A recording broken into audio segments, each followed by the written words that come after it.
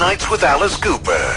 Your humble host is always reaching out to his superstar celebrity friends. And occasionally, somebody actually calls him back.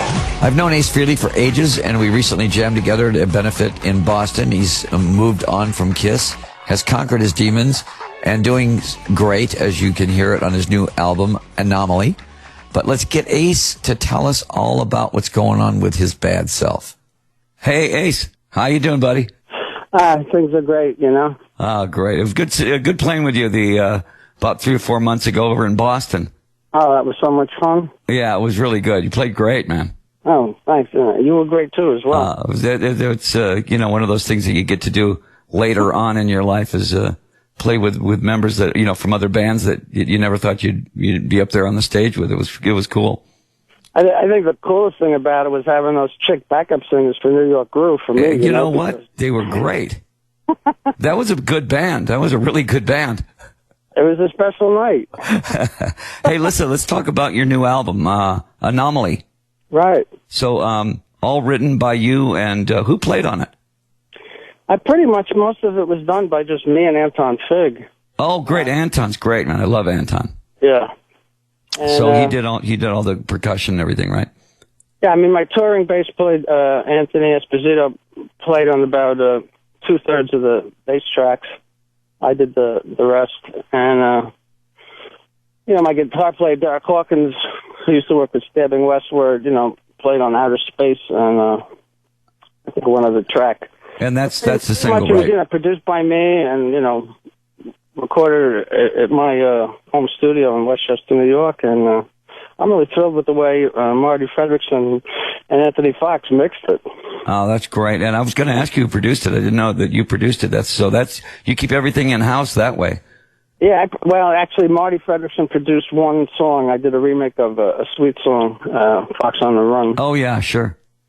Which is probably going to be the second single, so that came out great. And actually, we got the drummer from Billy Idol, and he's working with Horner right now, Brian something. I can't remember the names. You're like me. I know faces, but I'm the worst on names. It's exactly the way I am. So first album in 20 years, I think the last with Trouble Walking in 89.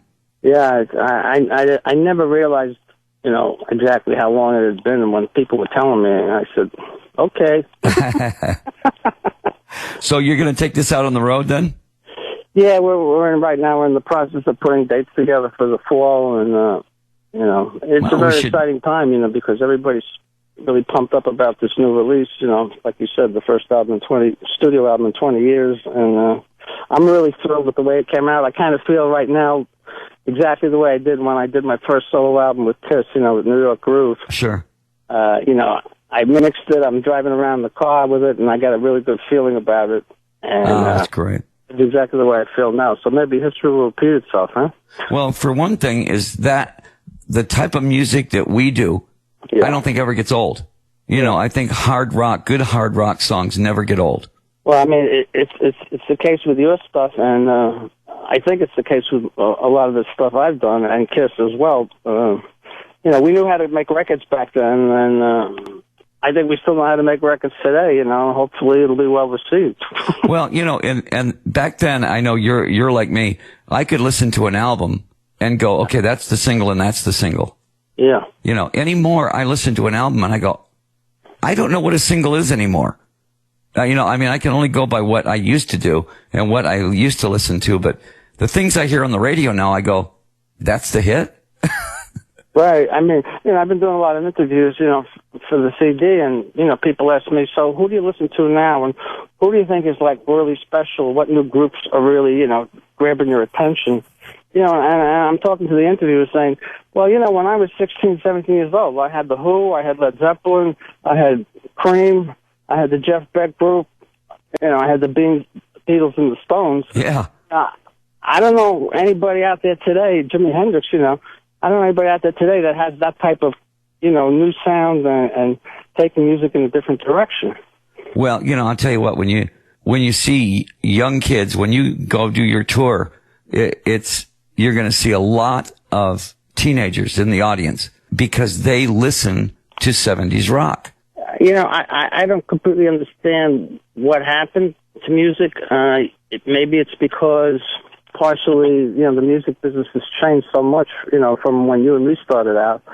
And well, I think what it was, Ace, is the fact that when we started out, we had to write songs.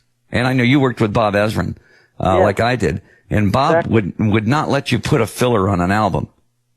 He would make sure that everything that you did was not just a record, but it was a song.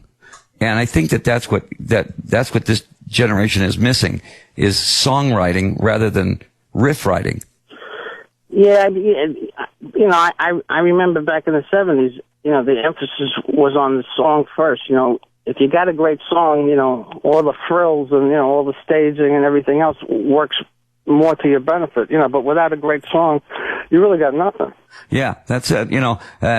Both bands, Alice and Kiss had great images, but take the songs away and we don't last that long. You put those great songs in there, and that's what you realize, that's what the audiences are there to really hear is that music.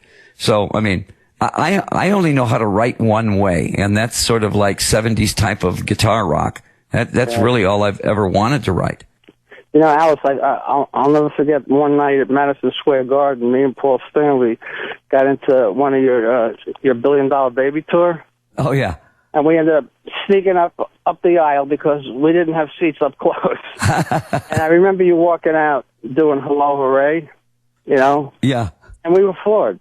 I mean, you just had the audience in the palm of your hand. Well, that's, but that's sort of like, we all learned from that. I learned from somebody else, and, it just goes on and on and on. I can't tell you how many times I look down into the audience now and how many Kiss t-shirts I see. Well, I see Alice Cooper t-shirts when I was on the last year, so we're even. That's good. Hey, listen, Les Paul passed away. Did you ever get a chance to meet him? I was actually friends with Les. I was lucky enough to meet Les in the 80s, when I first started getting my affiliation with Gibson, because I've always played Les Pauls, and I was lucky enough to jam with him, in the 90s, in 97 they released the Ace Frehley signature model, and I actually have a new one coming out this year too. But Les was a great guy, and, a lot of people don't understand that Les was not only a great songwriter and performer, but he was also a huge innovator as far as multi-track recording. He was actually in the Inventors Hall of Fame. Yeah. As well as the Rock and Roll Hall of Fame. Exactly. Yeah, so I mean, that guy was pretty unique. I had him on the show here one night, and it was so funny. He was 93 years old. And he says, well, Alice, I gotta go. He says, I got a gig tonight in New York City. And I said, who are you playing with? And he says, a couple of guys, Jeff Beck and Eric Clapton. And I went, well, okay.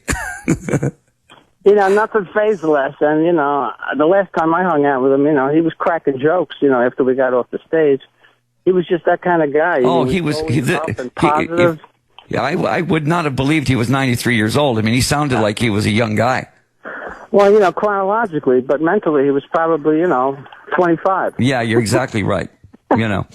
Hey, listen, I want to play something from the new album. Let's play Outer Space. Okay. And thanks a lot, Ace. Good luck with everything, and I'll see you out there on the road somewhere. Thanks, Alice. Great talking to you, and I'm looking forward to hooking up with you again and, rock and roll. Bye-bye.